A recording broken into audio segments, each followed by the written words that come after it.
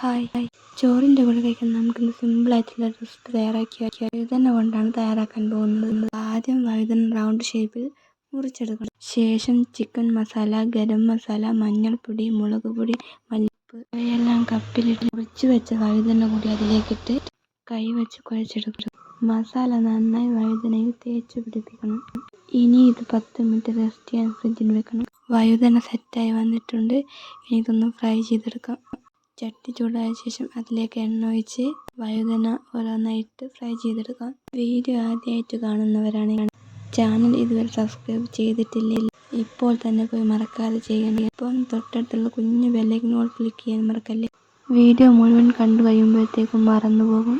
വഴുതന തിരിച്ചും മറിച്ചിട്ട് നന്നായി ഫ്രൈ ചെയ്തെടുത്തിട്ടുണ്ട്. അതേപോലെ ഒരു തക്കാളി മിക്സിയിലിട്ട് പേസ്റ്റാക്കി മാറ്റി വയ്ക്കും.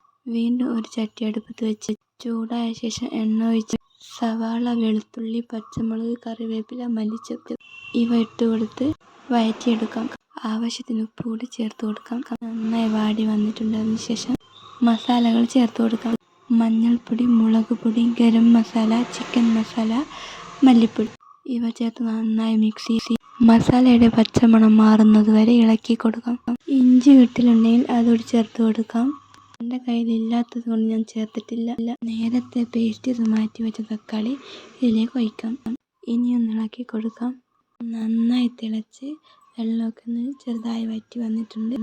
ഇനി ഇതിലേക്ക് നമ്മൾ ഫ്രൈ ചെയ്ത് വെച്ച വഴുതന ഇട്ട് കൊടുക്കാം. ഇതിലെ വെള്ളം നന്നായി വറ്റിച്ച് ഫ്രൈ രൂപത്തിലാക്കിയെടുക്കണം. ഇതിലെ വെള്ളം നന്നായി വറ്റി വരണം. ഇടക്കിടക്ക് ഇളക്കി കൊടുത്തുകൊണ്ടിരിക്കണം, ഇല്ലെങ്കിൽ അടിയിൽ പിടിച്ച് കരിഞ്ഞു പോകും.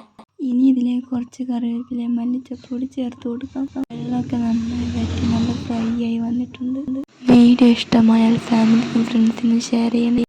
ഒപ്പം ലൈക്കും സബ്സ്ക്രൈബും ചെയ്യാൻ മറക്കല്ലേ.